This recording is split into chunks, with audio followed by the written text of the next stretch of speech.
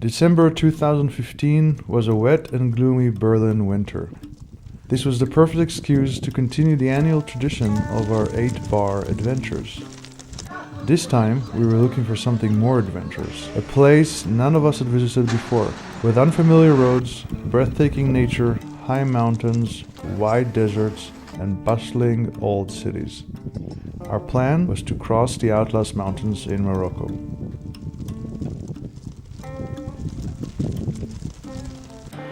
We fly to Marrakesh. The dusty air is filled with noise, honks, the smell of colorful spices and grilled meats. Here the journey begins. The idea is to cross the Atlas mountain range directly across its southern face. Then, taking another route, we will return to Marrakesh. In total, the trip will measure over 840 kilometers with an overall altitude of 12,000 meters. With our return flights already booked, we got 8 days for the whole tour. This means a little over 100 kilometers per day. Should be possible, right? Just outside the ancient city wall, we spot a rocky formation at the horizon, the Atlas Mountain. We're completely on our own, without a support vehicle, which means that we have to carry our photos, video equipment in our already heavy bags.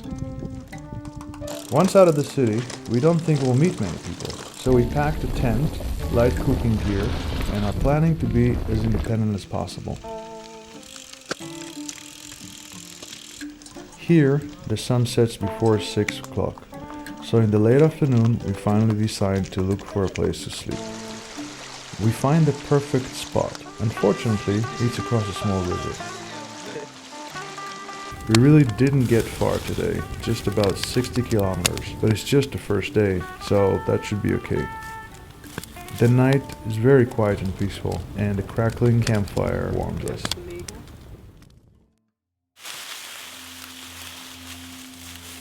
We have a lot of catching up to do. A second day starts early in the morning. The streets are covered in dust.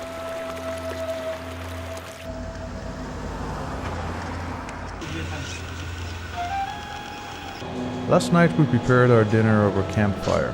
Today we want to buy some spirits for our cooker. As it turns out, it's quite tricky because Morocco is an Islamic country. It is hard to find alcohol-based liquids. We end up buying the wrong type more than once. Once we get off the main road, the adventure starts. The trails are much steeper than we thought and impossible to bike on. We even have a hard time walking the steep path. Should we have prepared better? Is this the kind of adventure we were looking for?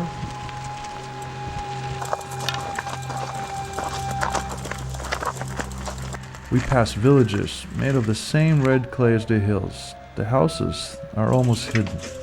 Is this Earth? Is this Mars? In our tight biking dress and futuristic helmets, we might look like aliens. Still, we're greeted with curious and friendly looks wherever we go.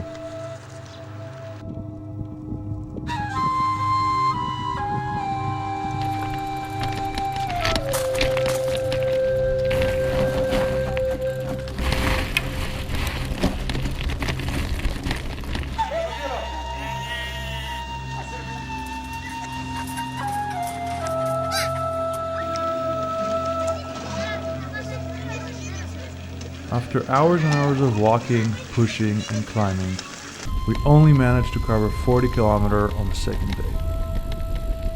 In 2 days, we didn't even get half as far as we planned. We begin to wonder if it's still possible to complete the journey in the next 6 days. It isn't looking very promising. Shortcuts are not really an option. Only a limited number of routes lead over the ridge of the Atlas Mountain.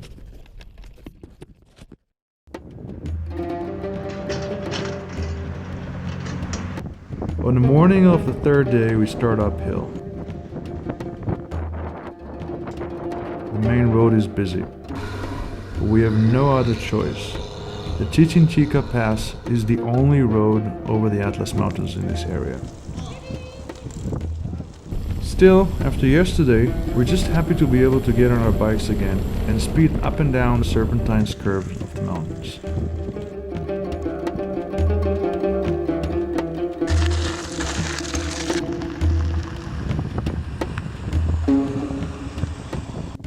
It seems like everything is dyed red. No, wait. The goats that stroll between the curves of the hills are still black and white.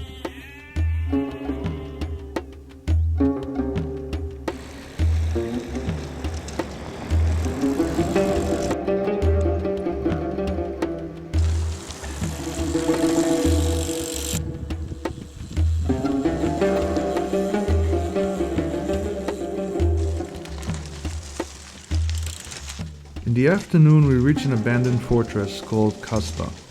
The mud castles were built with thick walls of layered clay. They have withstood the test of time for hundreds of years now.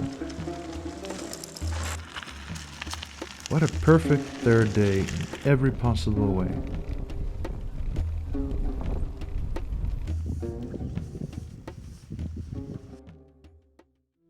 When we packed our bags back in Berlin, we thought we brought along everything we could imagine needing. But no, of course we forgot one crucial thing. The dust and dirt have stuck to our chains. Luckily, we find some oil at a local car mechanic to stop the squeaking and get them running smoothly again.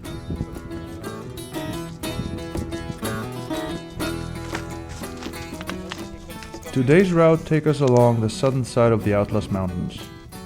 Even if yesterday went great, we'll still need to cover a lot of ground. So we decide to travel only on bigger roads in good condition, take only short breaks, and cut down on filming.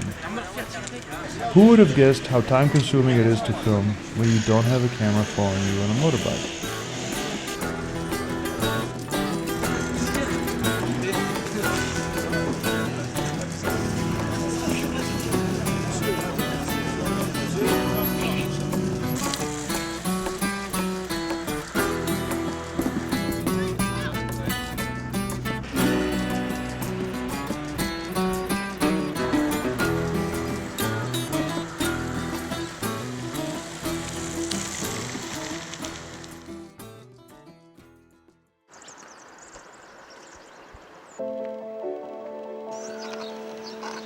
We start day 5, the bottom of the Dades Gorge, on one of the most famous roads for cyclists in Morocco. We know that today will be challenging, and our map shows us a steady incline for about 70 kilometers. At first we thought the Moroccan car drivers are annoyed by our presence, but actually most of them are waving at us, giving us big thumbs up and honking salute.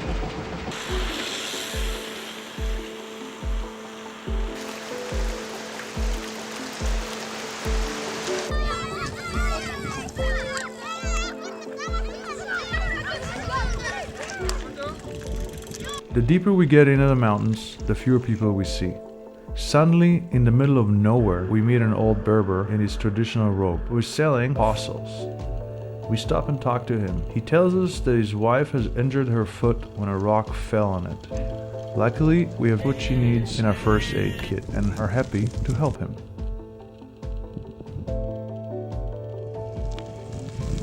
In the late afternoon, we reach the highest point of our tour at nearly 3,000 meters above sea level.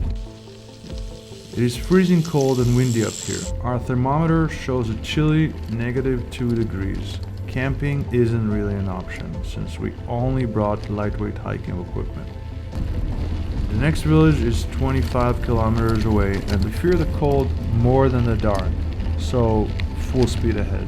Hopefully there's a room for us.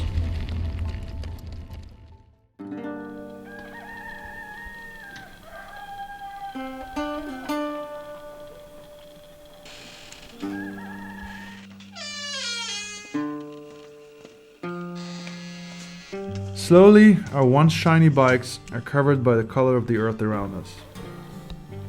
On day 6, we ride along a plateau of the Atlas Mountains and stay above the 2,000 meter mark all day. In the morning, we meet very few people.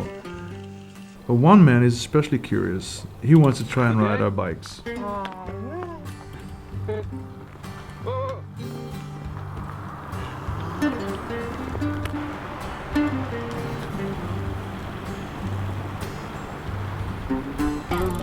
Attenzione, attenzione.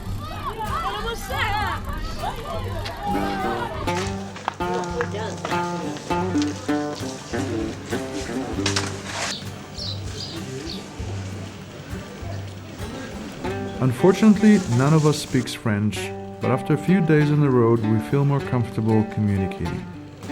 In the next village, we stock up on our food supply and double check our upcoming route with some locals, just in case.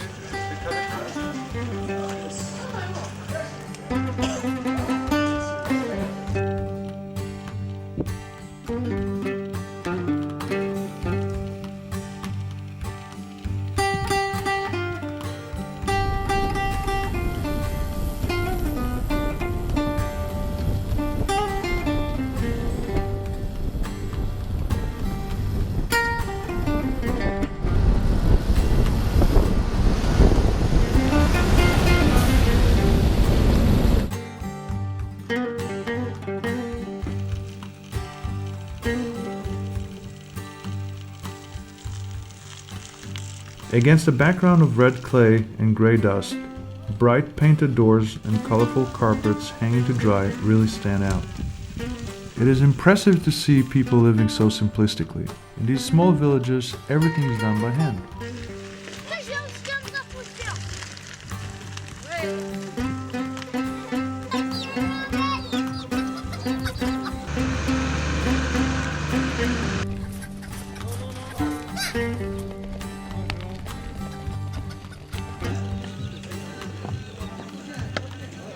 We stop at a local shop to refill our water bottles.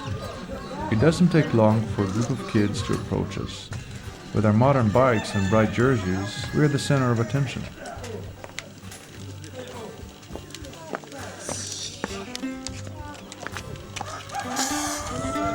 Unfortunately, we didn't bring anything extra to share with the kids, but it looks like they're pretty happy with our 8-bar stickers.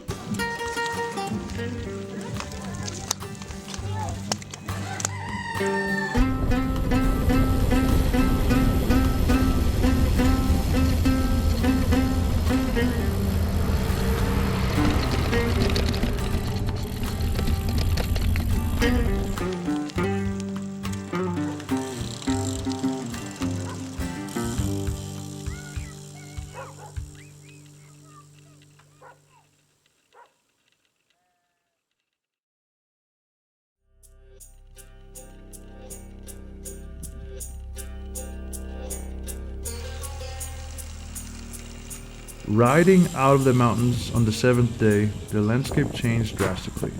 Yesterday, it was open desert and sand. Today, we passed green trees and crossed an enormous blue artificial lake on the Bin El Waiden Dam. The dam is a curved-shaped 130-meter high construction built in the 1950s. We wish we had time to take a swim.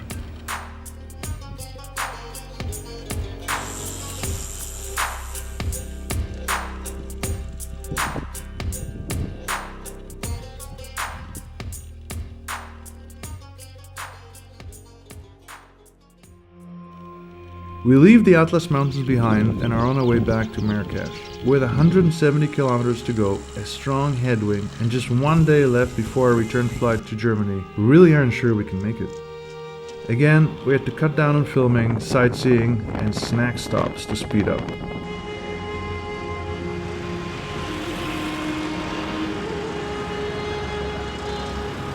Just as the sun starts to set, we reach the outskirts of Marrakesh. We're greeted by the delicious smells of grilled meat, mixed with a deafening clutter of car and motorcycle honks. After spending the past 8 days in near total silence and calmness, the city's noise is overwhelming. We're happy to have been able to complete our journey in time, but feel a bit sad as the trip is nearly over. Of course, carrying our bikes over rocks and cliffs wasn't really what we had in mind when we planned our trip. We certainly would not have scheduled a 15-kilometer walk over rocky terrain. We didn't want to go to places accessible only by donkeys. But looking back at it, it was exactly these little detours that were the highlights of our journey.